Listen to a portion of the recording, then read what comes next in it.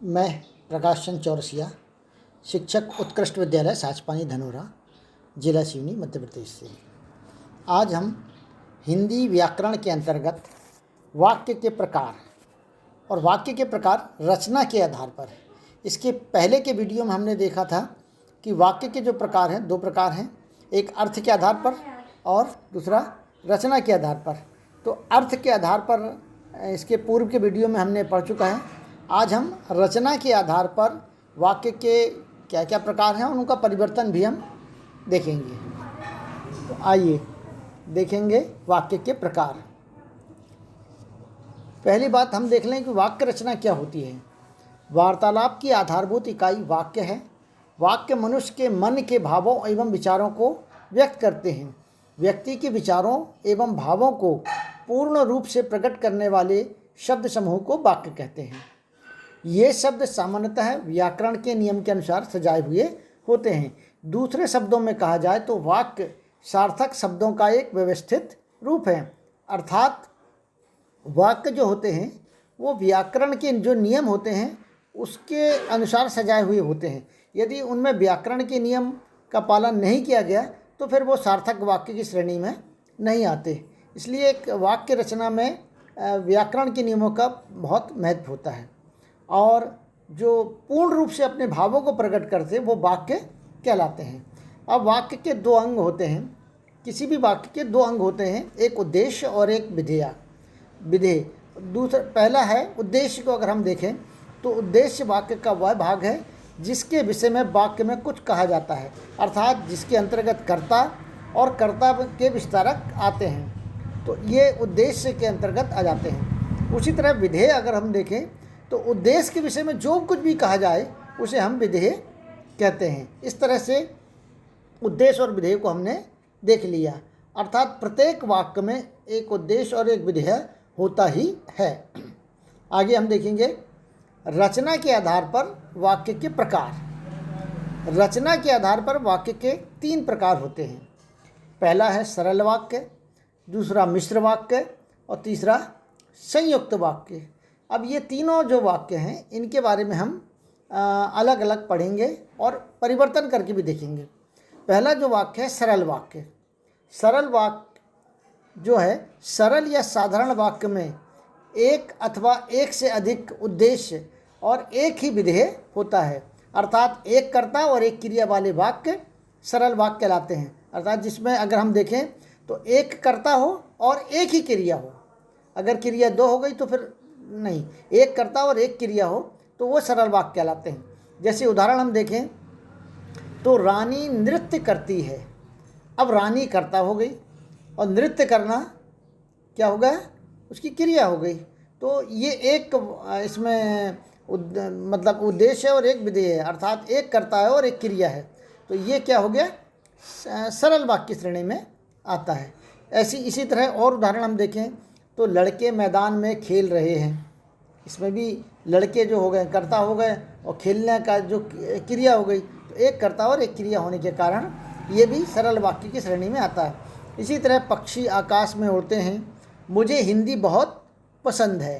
तो मुझे कर्ता हो गया और पसंद करना, हिंदी को पसंद करना, ये क्रिया हो गई।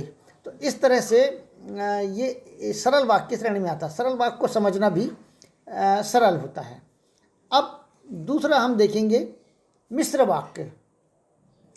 जिस वाक्य में एक से अधिक साधारण वाक्य हो तथा उसमें एक वाक्य प्रधान हो तथा अन्य वाक्य आश्रित हो, उसे मिश्र वाक्य कहते हैं। अर्थात इसमें एक वाक्य के स्थान पर क्या होता है, दो वाक्य होते हैं और दोनों वाक्य जो होते हैं, एक प्रधान वाक्य होता है, उसी पर आधारित दूसरा वाक्य होता है, तो उसे हम क्या कहते हैं, मिश्र वाक्य कहते हैं।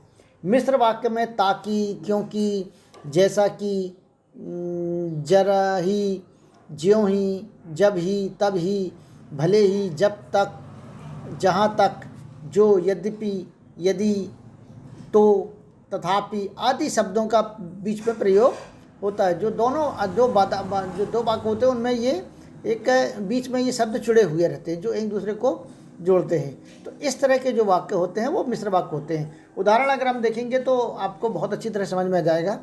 यदि अच्छी पढ़ाई करोगे तो, यहाँ पर तो आ गया। यदि अच्छी पढ़ाई करोगे तो प्रथम आओगे।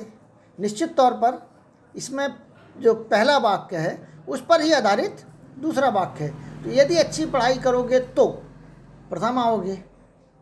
दूसरा अगर हम उदाहरण देखें, हम सभी जानते हैं कि, यहाँ की आ गया, हम सभी जानते हैं कि वह ईमानदार है। इसी तरह तीसरा अगर हम देखें, यह वही छात्र है जो कक्षा में प्रथम आया। तो पहले वाक्य पर दूसरा वाक्य आधारित होता है, तो ये कहलाता है मिश्र वाक्य। चौथा अगर एक उदाहरण देखें, जो पहले उदाहरण का ही एक रूप है उसको परिवर्तन किया गया है। जब मुझे हिंदी बहुत पसंद है तब उसे सीखना भी ज़रूरी है। क्यों सीखना ज़रूरी है? क्योंकि मुझे हिंदी बहुत पसंद है। इस तरह से ये मिश्र वाक्य है। दो वाक्य जो जुड़ जाते हैं, इसमें एक प्रधान वाक्य होता है और दूसरा उस पर आश्रित वाक्य होता है। तो इस तरह से ये मिश्र वाक्य की श्रेणी में आ जाते हैं। तीसरा हम देखेंगे संयुक्त वाक्य, जहाँ योजक अवयवों द्वारा दो उपवाक्य संयुक्त हो जाते हैं किंतु उनमें से कोई वाक्य मुख्य आश्रित नहीं होता, वह संयुक्त वाक्य कहलाता है। यहाँ पर क्या होता है कि जो वाक्य होते हैं वो दो उपवाक्य होते हैं और दोनों को जोड़ने वाले जो कुछ शब्द होते हैं वो संयोजक अव्यय कहलाते हैं। अर्थात उन दोनों को जोड़ने वाले एक बीच में एक शब्द और होते हैं और दोनों वाक्य स्वतंत्र होते हैं लेकिन एक दूसरे से जुड़े हुए होते हैं। तो दो संयुक्त वाक्य कहलाते हैं। जैसे हम उदाहरण देखें, इसमें जो है संयुक्त वाक्य में और, तथा, इसलिए, एवं, या, परंतु, अथवा, लेकिन आदि संयोजक अव्यय का प्रयोग होता है। ये संयोजक अव्यय का प्रयोग इसमें हम देखने को मिलते हैं। ये जो शब्द होते हैं ये संयुक्त वाक्य में और, तथा, इसलिए, एवं, या, परंतु, अथवा, लेकिन आदि, ये सब संयोजक अव्यय कहलाते हैं, संयोजक शब्द कहलाते हैं, जो इन दोनों वाक्यों के बीच में रहकर इन दोनों को जोड़ते हैं। अब उदाहरण देख लेंगे। आप समय पर पहुंच गए, नहीं तो, यहाँ पर क्या है, नहीं तो गाड़ी निकल जाती।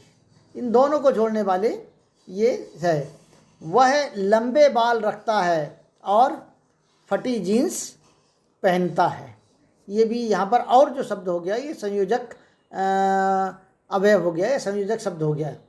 मोहन मुझसे मिला किंतु वह मेरी पुस्तक नहीं लाया क्योंकि वह पुस्तक उससे खो गई। तो इस तरह से एक से अधिक वाक्य जब इस बीच में जुड़ सकते हैं। मुझे हिंदी बहुत पसंद है, मुझे हिंदी बहुत पसंद है, इसीलिए, यहाँ पर इसलिए मैं हिंदी सीख रहा हूँ। तो इस तरह से ये संयुक्त वाक्य हो गए, जो इन दोनों दो स्वतंत्र वाक्य रहते हैं उनके बीच में एक जो संयोजक अव्यय जुड़ जाता है। इस तरह से ये तीनों वाक्य हैं। अब इनका हम एक उदाहरण के द्वारा वाक्य रचना के आधार पर वाक्य परिवर्तन करके देख सकते हैं। जैसे सरल वाक्य है, मुझे हिंदी बहुत पसंद है। एक सरल वाक्य हो गया क्योंकि इसमें एक ही कर्ता है और एक ही क्रिया है। तो ये सरल वाक्य हो गया, मुझे हिंदी बहुत पसंद है। अब संयुक्त वाक्य में इसी वाक्य को परिवर्तन करना है। मुझे हिंदी बहुत पसंद है इसलिए हिंदी सीख रही हूँ। यहाँ पर जो हिंदी आ गया है इन दोनों को जोड़ने वाला आ गया है, ये संयोजक अव्यय हो गया। तो ये हो गया इसलिए बहुत पसंद है। मिश्र वाक्य में देखेंगे, जब मुझे हिंदी बहुत पसंद है तब, या जब और तब, उसे सीखना भी ज़रूरी है। तो ये मिश्र वाक्य हो गया। तो एक ही वाक्य को हमने तीनों वाक्यों में परिवर्तन करके देखा। आशा है कि आपको ये वीडियो पसंद आया होगा, सरल भी है। और अगर आपको ये पसंद आया हो तो इसे लाइक करिएगा, सब्सक्राइब करिएगा और